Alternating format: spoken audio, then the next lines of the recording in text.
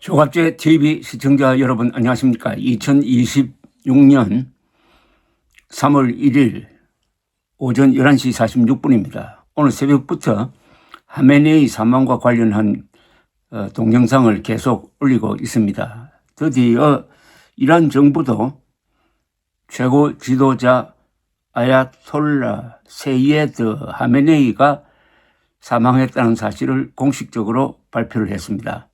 86세입니다.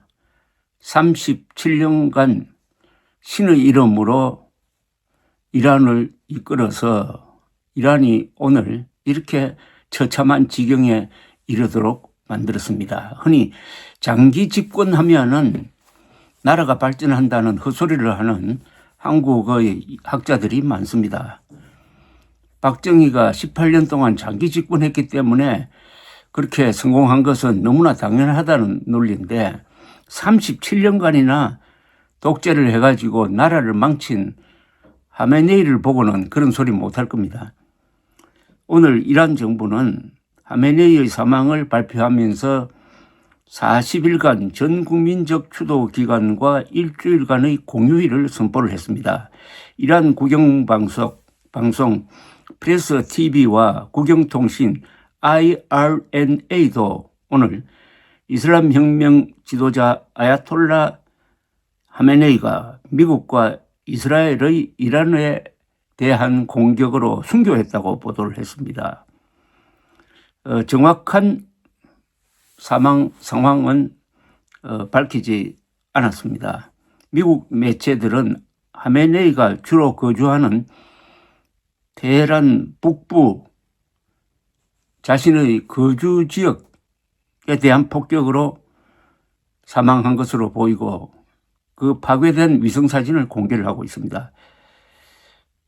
테헤란의 집무실에서 사망했다는 이야기를 이란 쪽에서 흘리고 있습니다.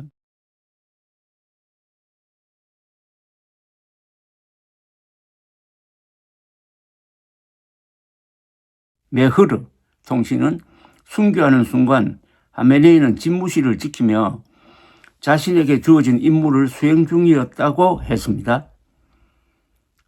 이어서 시온주의 정권, 즉 이스라엘과 유착한 매체들은 그가 암살이 두려워 비밀 장소에 있다고 반복적으로 주장했다면서 집무실에서의 순교는 적들의 심리전이 날 줄 아는 사실을 또다시 입증한 동시에 그가 항상 국민 속에 책임과 불굴의 용기로 오만한 세력에 맞서는 최전선에 서 있다는 점을 방증한다고 덧붙였는데 하메네이와 함께 딸, 사위, 손녀 그러니까 가족 4명이 죽었다고 확인을 했습니다. 이 가족과 함께 있었다는 겁니다. 그런데 이때 죽었는지 다른 장소에서 죽었는지는 확인이 되지 않는데 이스라엘은 발표를 하기를 지금 군 지도자들이 상당수가 죽었다면서 대표적 명단을 발표를 했습니다. 국방장관 그리고 혁명수비대 사령관 이 사람이 실력자입니다. 사령관 그리고 안보회의 의장 핵심 요인이 한꺼번에 죽은 것은 회의를 하다가 폭탄을 맞았는지 하여튼 한 군데 어디 모여 있었다는 증거인데 이때 하메네이가 부하들하고 회의를 하고 있는 걸 보고 그 정보를 입수하고 때렸는지 그건 나중에 확인이 될 것 같습니다. 이스라엘 총리는 우리는 하메네이의 주거지를 파괴하고 혁명수비대 지휘관들과 고위 핵 관리들을 죽였다고 공개를 했는데 이렇다면은 그 주거지에서 국가 군대 지휘자들이 모여가지고 회의하던 때를 노린 거 아닌가 하는 그런 생각이 듭니다. 트럼프 미국 대통령은 역사상 가장 사악한 사람 중의 한 사람이 죽었다라고 이야기를 했습니다.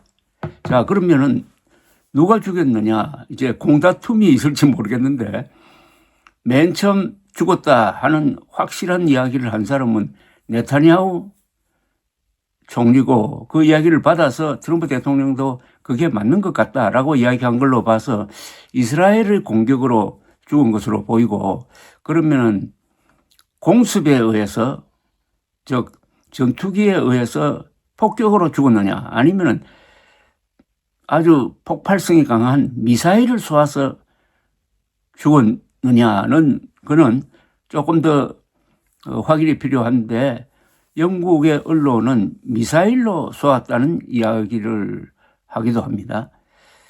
그 미사일이 이스라엘이 쏜 것이냐 아니면 미국이 쏜 것이냐 는 것도 앞으로 조금 더 확인이 필요한 사안입니다.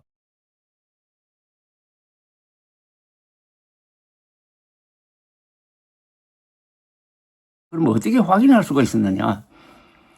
네타냐후 수상이 아주 자신 있게 확인한 것은 사진 또는 동영상을 보고 확인했다는 거죠. 그 시신 발굴 현장에 모사드 요원이 뭐 위장을 하고 있었을 가능성도 있습니다. 지금 이스라엘 모사드는 이란의 수뇌부에 상당히 많은 숫자의 정보 요원을 침투시켜 놓고 있는 것으로 보입니다. 그래서 요인 암살이 잇따르고 있는데 그것은 내부 정보가 아니면은 불가능한 겁니다. 이번 하메네이 폭사는 여러 가지 점에서 획기적입니다. 어떤 점에서 획기적이냐면은 이 암살을 많이 하는 모사드도 하나의 원칙을 견지해 오고 있었습니다. 아무리 적국이라도 지도자는 암살하지 않는다였습니다. 그래서 PLO를 오랫동안 이끌면서 이스라엘을 괴롭혔던 알라파트를 암살하지 않았습니다. 그런데 이번에는 왜 이렇게 나왔느냐 하는 것은 이란을 확실하게 정리하겠다, 이란을 레임 체인지를 확실하게 하겠다는 목표를 가지고 또 미국의 적극적인 지원을 받으면서 한 것이 아니냐. 즉 하메네이 암살은 이스라엘과 미국의 전략적 목표가 이 기회에 이란의 신정체제를 무너뜨리는 것이다 하는 그런 의지를 보여주는 것이라고 생각이 됩니다. 그럼 앞으로 어떻게 될 거냐? 여러 가지 시나리오인데, 우선 그쪽 이슬람교 성직자들이 모여가지고 후계자를 선출해야 됩니다. 그렇게 하면서 태세가, 리더십이 재정비될 것이냐, 아니면은 지도자를 뽑는데 다툼이 있고 시간이 걸릴 것이냐 하는 거죠. 그리고 가장 핵심적인 이 기관은 군대가 아니고 혁명수비대입니다. 혁명수비대는 그 자체로서 굉장한 병력을 갖고 있고 또 정치적 기능을 가지고 있어가지고 정보기관을 겸합니다. 그러니까 우리나라로 말하면, 과거로 말하면 정보부와 군대를 합쳐놓은 것, 정보부, 보안사, 군대를 합쳐놓은 것과 같은 그런 정치 무력 집단이니까 이쪽이 어느 새로 뽑힌 지도자에게 충성을 하느냐, 아니면은 시원찮아 가지고 아예 막 자기들이 쿠데타를 일으켜서 집권하느냐 하는 것일 겁니다.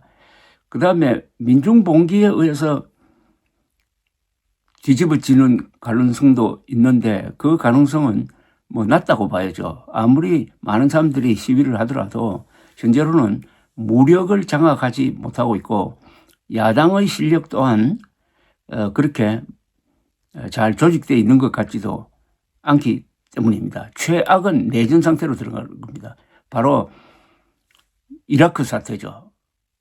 이라크 전투에서 2003년 부시 행정부는 한 달 만에 후세인을 무너뜨리는 데 성공을 했지만 그 뒤에 정책을 잘못 펴가지고 이라크 군대를 해산시키는 바람에 이 해산된 군대가 무기를 가지고 게릴라전을 펴는 바람에 그 뒤에 이라크는 내전 상태로 들어가서 많은 사람이 죽고 미국도 월남전과 비슷한 늪에 빠졌던 적이 있습니다.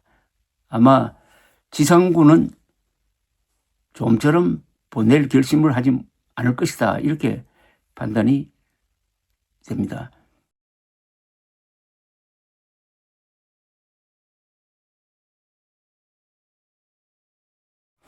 (1979년) 이러한 혁명으로 신정체제가 등장하고 반이스라엘, 반미국 정책을 펴면서 중동이 소란스럽고 온갖 테러, 무장 충돌이 있었고 그 한복판에 바로 이러한 신정체제가 있었습니다.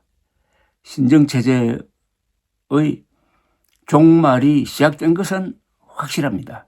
그것은 2023년의 하마스에 의한 이스라엘 공격이었습니다. 여기에 이스라엘이 보복으로 나오고 미국이 합세하면서 지금 이란은 코원으로 몰렸습니다.